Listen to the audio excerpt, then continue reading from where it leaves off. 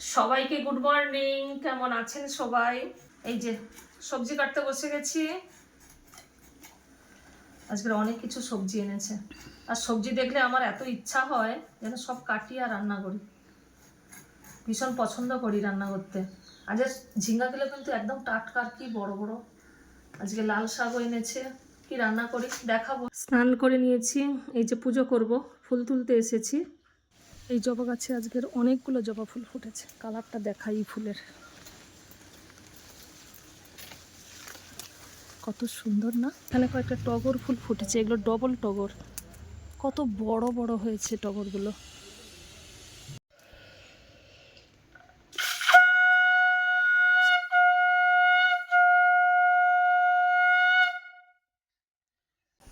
যে পটল ভাজা করব, ঝিঙ্গা পোস্ত করব, ডাল হয়ে গেছে, আর সজনে ডাঁটা দিয়ে কুমড়ো দিয়ে রান্না করব।